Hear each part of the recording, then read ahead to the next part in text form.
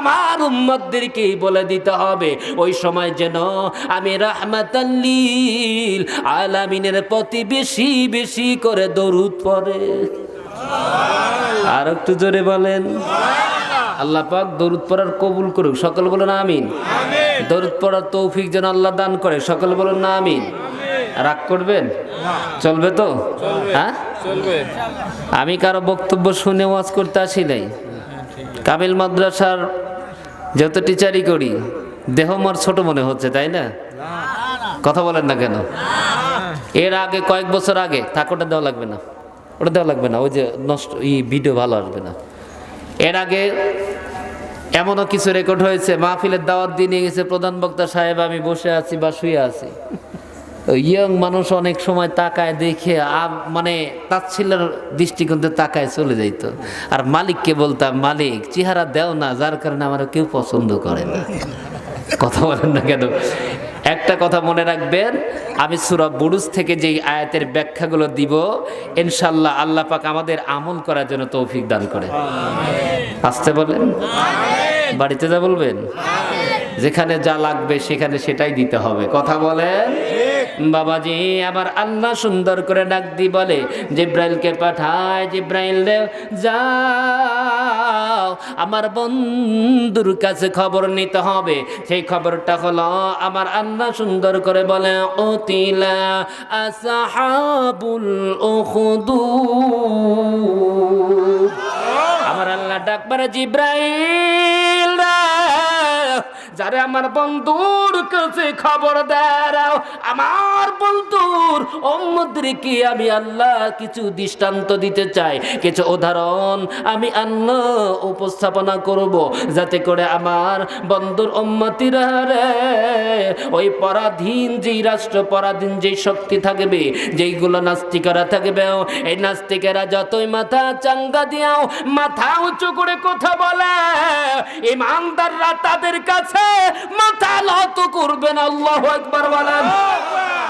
কারণ পরাশক্তির কাছে মুসলমান মাথা নয়, মাথা নিচু করে একমাত্র মুসলমান কার কাছে?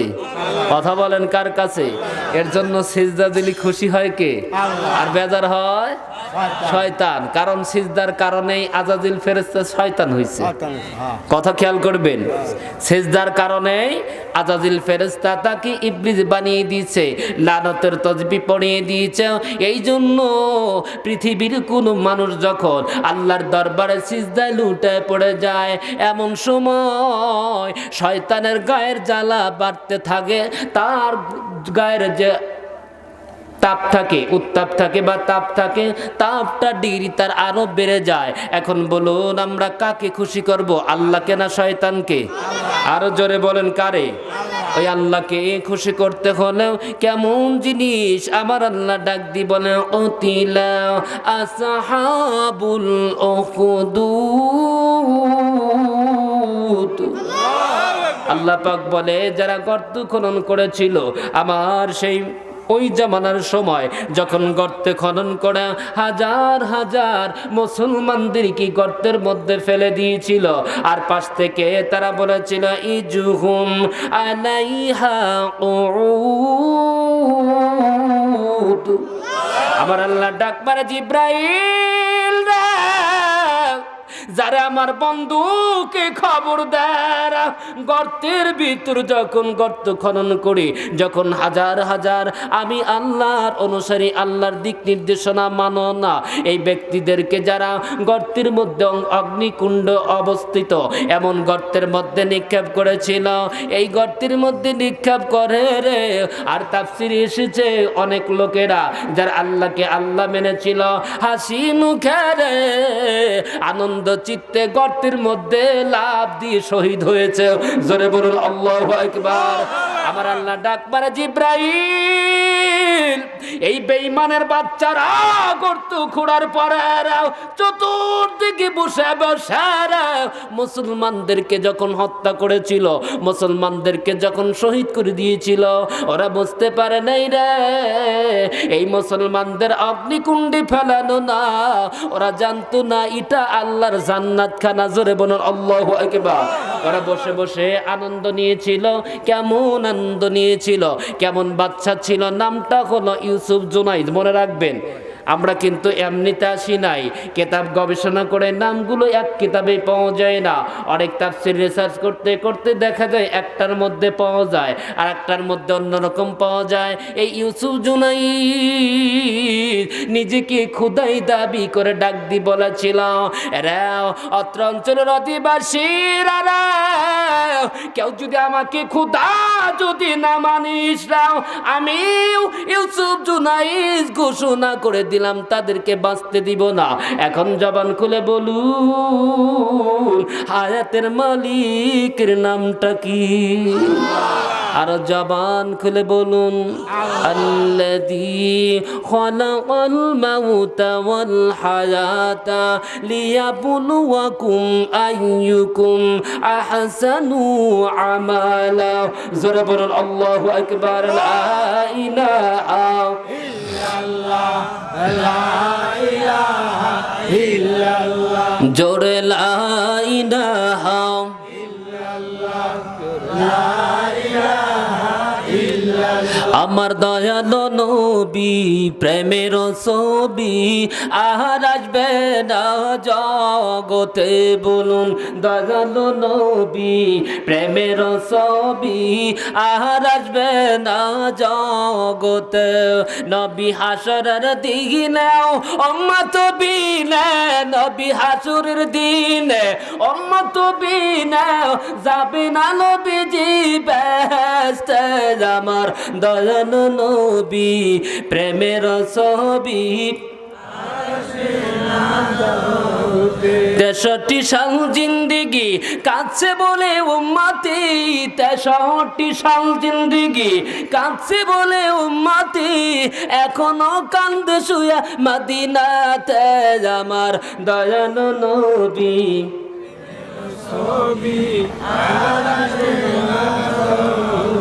খারাপ লাগতেছে? জোরে বলুন, খারাপ লাগে? আর একটা দাওয়াত দিই, যদি ভালো লাগে তাকবীর দিতে হবে তখন, এখন না। সেটা হলো অন্য কণ্ঠে একটা ওয়াজ শোনাবো, যেটা বাংলাদেশের আর একটা আলোড়ন সৃষ্টিকারী বক্তা। যারা 80-90 হাজার না হলে পারে আসে না। শুনতে কি রাজি আছেন? আমারে ভাই অত টাকা দেওয়া লাগবে না, ওই চিন্তা করার দরকার নাই। রিজিকের মালিক কয়জন? কয়জন বলছি? নাকি দুনিয়ার কেউ দেয়? কিন্তু আমরা তো বলি আমরা 16 কোটি মানুষদের খাদ্য দেই। কথা কয় না কেন? বলি না আমরা? কথা বলেন না কেন?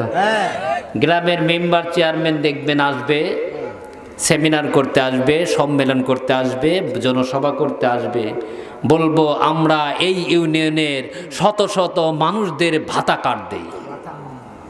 ভাতা কার্ড কে দেয়? কথা বলেন না কেন?